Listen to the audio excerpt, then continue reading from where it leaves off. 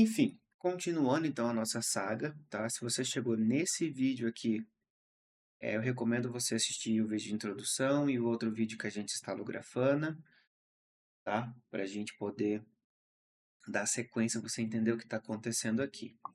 Então, continuando.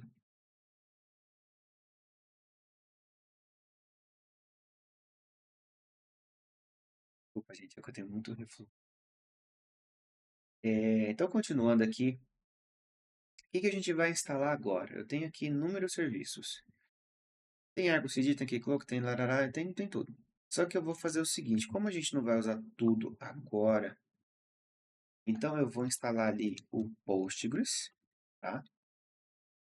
Por que o Postgres? Porque eu quero começar a falar de desenvolvimento, tá? Então, para a gente começar a falar de desenvolvimento, precisa ter uma base, preciso fazer essa configuração aqui, preciso instalar.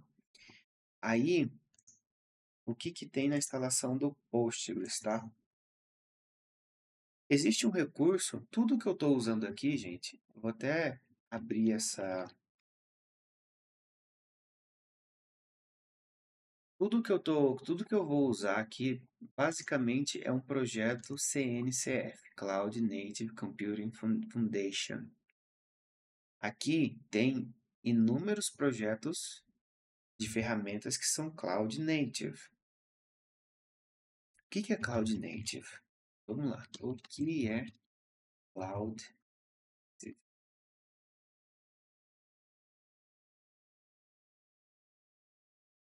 Pronto. Tem uma definição. Essa definição aqui, ó, é sensacional. Uma abordagem de desenvolvimento de software focada em criar e rodar aplicações que aproveitam ao máximo a elasticidade, resiliência e escalabilidade de computação em nuvem.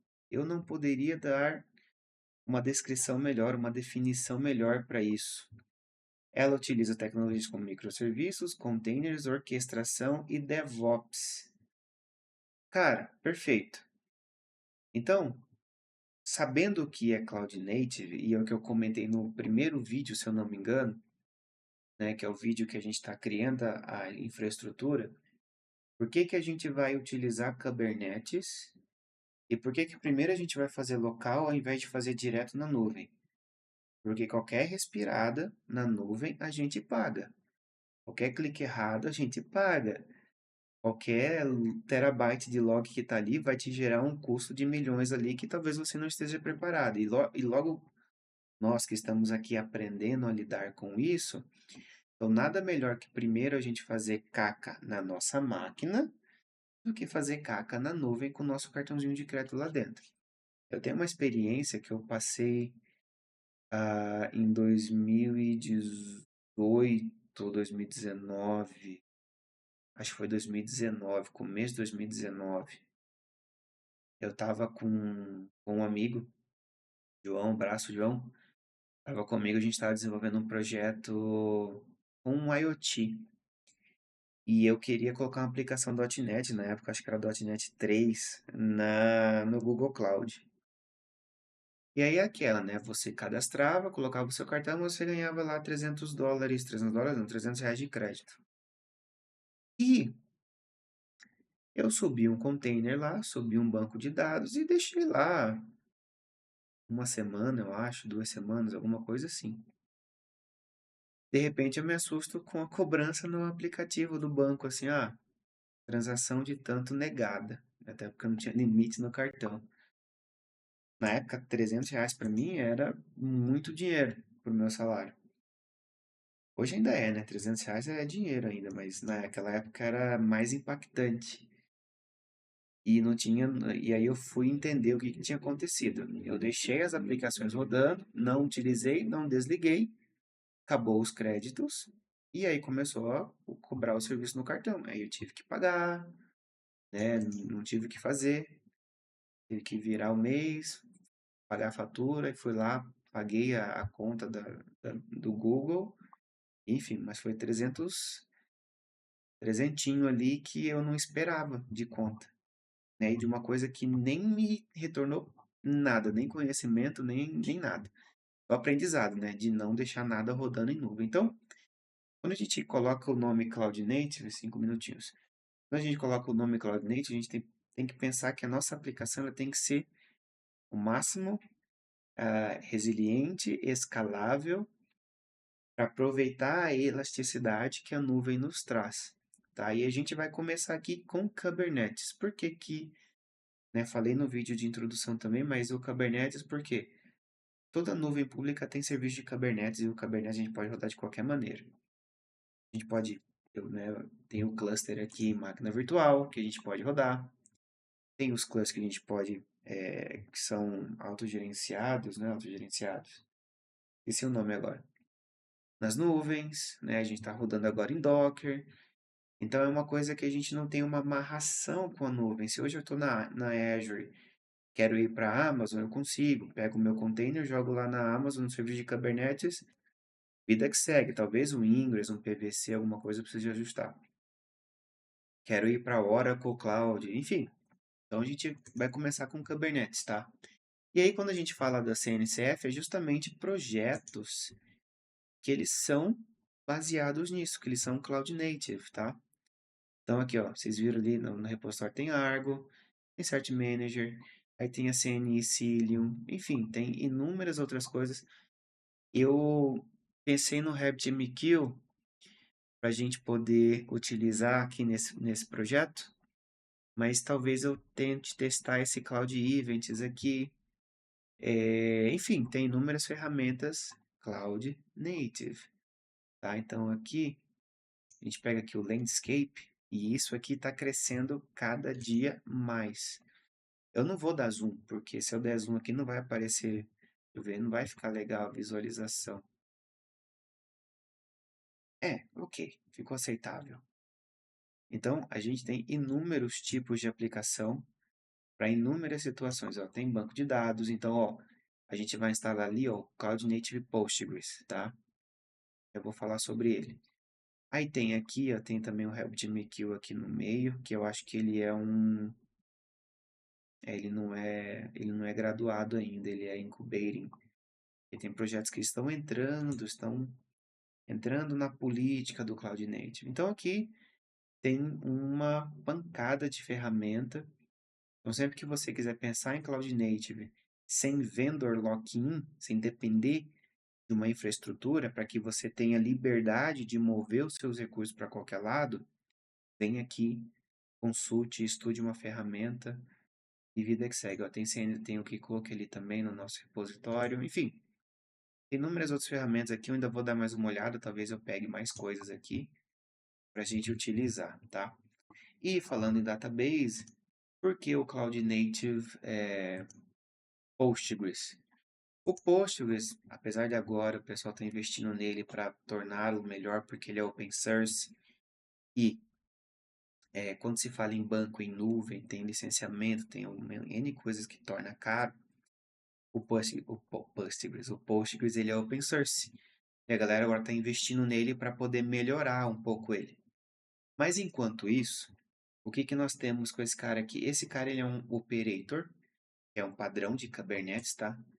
Kubernetes Operator. Ele é um padrão que a gente instala um tipo de extensão ali dentro do... É tipo o CRD. É um CRD, tá? Mas ele pode ter um controlador para ele gerenciar aqueles recursos que você coloca do tipo dele. Então, no caso, o operador, esse CNPG, que eu chamo CNPG, ele é um operador de cluster Postgres dentro de Kubernetes e ele vai instalar para a gente uma instância de Postgres que eu não coloquei no modo cluster, mas ele cria um cluster de Postgres dentro do Kubernetes com 3 instâncias. Então, uma de escrita leitura, que o Postgres não permite ter ativo ali, uma de escrita leitura e 2 instâncias ou mais somente de leitura. O que que isso implica? Que para a parte de escrita da aplicação, a gente pode usar a instância, o serviço de escrita, RW. Porém, se eu for fazer só a leitura, eu posso ter um outro DB context que vai somente na instância de leitura. E o que isso implica, tá? Eficiência de escrita, porque você tem uma instância, um pod, fazendo somente escrita. Você pode fazer leitura? Pode. Mas você tem uma instância para escrita, então você ocupa aquele recurso somente para escrita. E para leitura, você pode ter inúmeras. E aí ele usa o wall. Deixa eu escrever aqui. Ele usa o wall, que é write ahead log, alguma coisa assim. E aí ele pega o log de escrita da instância de escrita, pega o log ali de escrita de dados e replica as informações para as instâncias de leitura. Então a gente vai usar esse cara para justamente daqui a pouco a gente talvez tirar proveito disso, tá? Aqui ele instala, tá? Então ele vai instalar o operador do CNPG, tá? Ele vai criar aqui um CNPG System e vai instalar esse operador dessa instância de Postgres. Aí ele vai criar um namespace, vai criar um secret ali para esse banco, e aí ele vai criar o cluster de Postgres, tá? No segundo momento, beleza? É isso que ele vai fazer. Vai aplicar o traffic aqui, o ingress, para a gente poder acessar esse banco, tá? E aí vai criar ali o service monitor para mandar métricas lá pro Grafana, para a gente visualizar lá, beleza? Então aqui, vou fazer a instalação do Postgres. O Helm falhou. Por que que o Helm falhou? No endpoints available for service. Eu acho que é porque não tem o wait aqui no Helm. E aí, o que que a gente faz? O que a gente vai fazer aqui? Pegar isso aqui, Ctrl C, Ctrl Shift I. Vamos aqui no nosso Copilot. E vou fazer o seguinte. Verifique que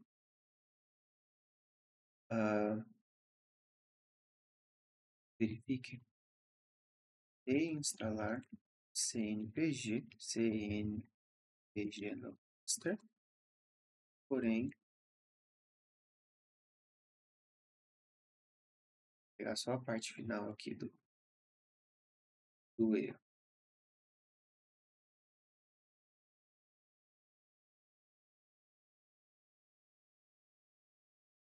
A gente põe aspas invertidas, tá? Digita aqui YAML, Ctrl V, e mais 3 aspas invertidas. Isso é para formatar esse... Ah, não é YAML não, desculpa, aqui é log. Acredito que por falta do wait nas instalações dos Helms.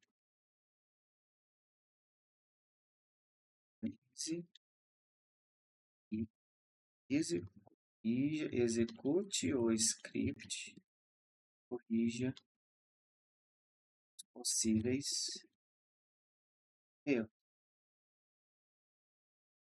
Por que que eu estou trabalhando com prompt, tá, gente? Aqui são coisas pontuais. Não estou trabalhando com spec driven aqui, né, pedindo para ele configurar tudo, é porque ele já fez isso, eu já fiz isso com vários outros chats aqui. Então, acho que depois eu falo de Copilot. Vamos deixar ele corrigir aqui e ver o que que acontece. Eu vou pausar aqui o vídeo, porque pode demorar um pouquinho para ele corrigir, tá? E aí, quando ele terminar, a gente volta. Beleza, ele corrigiu aqui pra gente. Ele só está aqui atualizando o memory bank do repositório, tá? Depois eu explico isso. Mas basicamente o que faltava aqui nos scripts era o wait, tá? Do Helm chart. Por quê? Às vezes o recurso demora para ser criado um pouco dentro do cluster. Demora. Sabor. Desculpa, gente. Vem quicando, eu só solto. Às vezes alguns recursos demoram para serem instalados dentro do cluster, tá? Principalmente, por exemplo, um operador. Então aqui ele instalava o operador e já tentava executar a instalação do recurso em sequência.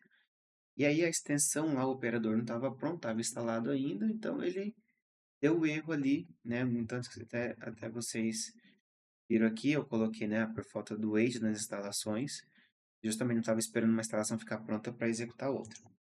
Agora, se a gente vai no nosso cluster e pega aqui "-ncnpg", eu acho. CNPG não, Postgres. E no post tá não, onde esse negócio?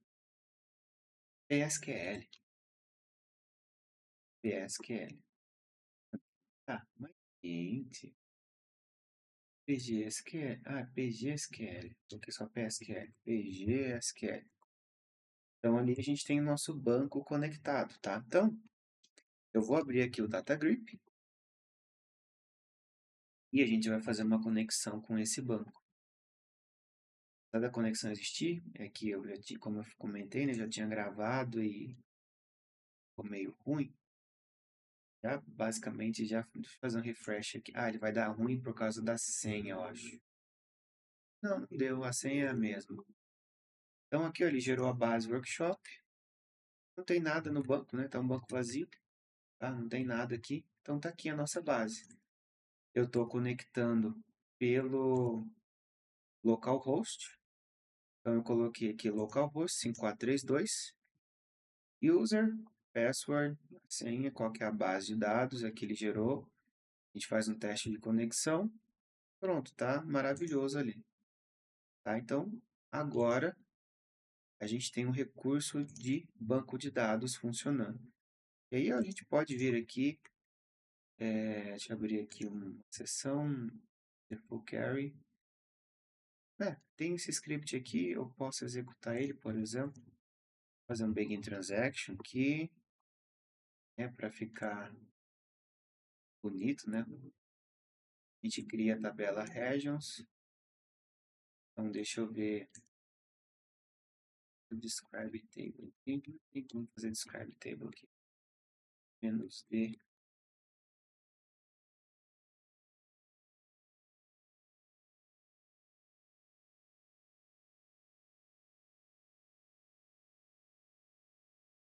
Aqui a gente pode inserir dados, e aí se eu fizer um select all aqui, regions, não vai ter nenhum registro ali dentro ainda. Então, nossa base está funcionando, beleza? Vou fazer um rollback aqui, só para ele não, ele não salvar essa alteração, e sucesso. Não sei se a gente vai falar disso aqui, não sei se eu vou entrar nesse detalhe, mas enfim, se eu for, eu explico depois. Beleza, galera? Então, hoje já então a gente instalou aqui o Postgres usando o operator do CNPG, criando um cluster. Esse cluster tem apenas uma instância, tá? Ele não tem múltiplas instâncias. A gente tem uma instância só com storage de 1 GB. Ele inicializa aqui um banco chamado workshop com o usuário workshop. Aí ele colocou a senha aqui e colocou um máximo de 200 conexões para essa base. Beleza? Então instalamos o Postgres e daqui eu vou partir para a aplicação. Daqui eu vou partir por desenvolvimento já. Então já vou partir para a parte de modelagem, como que a gente configura nossa aplicação. Eu vou começar com .NET. Aí do .NET eu vou pedir para o Copilot gerar a versão de Python e uma versão de Node para usar a mesma base, a gente ter 3 aplicações consumindo a mesma base. E que mais? Que mais? E só, por enquanto. Beleza? Muito obrigado por assistir até aqui. Espero que tenha aprendido um pouco mais, né, em relação a recursos dentro de Kubernetes. Tem muitos outros operadores, tem muitos outros tipos de recursos que a gente vai fazer o deploy ali. Enfim, nos vemos no próximo vídeo.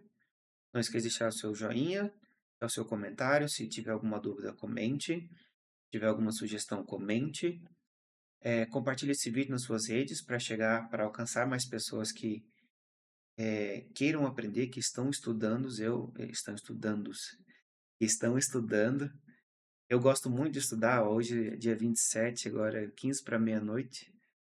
Então, Foi um dia puxado hoje, aí eu falei, não, eu vou parar aqui para gravar porque eu preciso gerar conteúdo pro meu canal para ensinar as pessoas que eu estou fazendo uma caminhada legal nesse quesito e eu quero muito compartilhar esse conhecimento, essa coisa que eu estou aprendendo, porque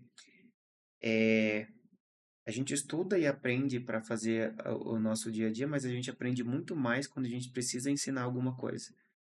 Então, isso aqui, apesar de vocês também estarem aprendendo, eu também estou aprendendo bastante, tá? Então, eu espero que vocês estejam aprendendo o tanto quanto eu estou aprendendo. E nos vemos no próximo vídeo. Muito obrigado, até logo!